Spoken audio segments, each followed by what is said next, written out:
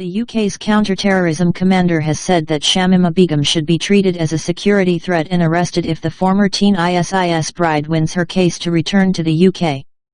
The 21-year-old from London had left for Syria aged 15 to marry an Islamic State fighter.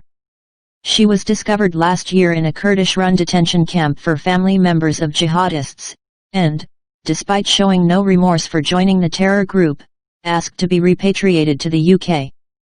Then Home Secretary Sajid Javid revoked her British citizenship, and last month the Supreme Court heard her application to have the right to return to Britain to challenge her disenfranchisement in person.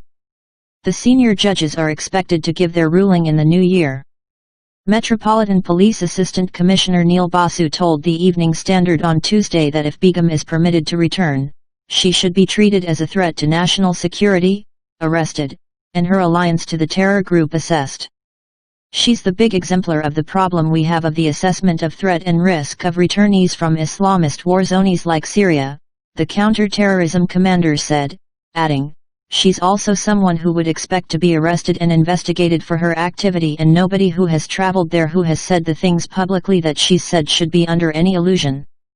In the course of the past year, Ms. Begum had made some startling remarks, including admitting that she was not upset when she saw her first severed head, expressed disappointment that Islamic State was losing, and appeared to condone the Manchester Arena Islamist terror attack that killed 22 people, most of whom were children and women. Media also reported claims that Begum was not a mere caliphate housewife, but a morality police enforcer who carried a Kalashnikov rifle who also stitched suicide bomber vests. Mr. Basu said, "My job is to assess whether she's a threat to the British public, and that is something that would involve her being investigated by counter-terrorism policing. A returning foreign fighter or somebody who has supported a cause has to be treated as a threat until I know otherwise."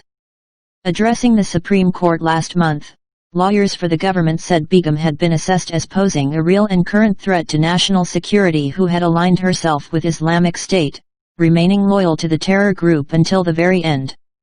Begum's own lawyer also admitted that there is always a possibility she is a threat. Mr. Basu said the UK does not need to import a greater problem while the country is already on alert for terror threats.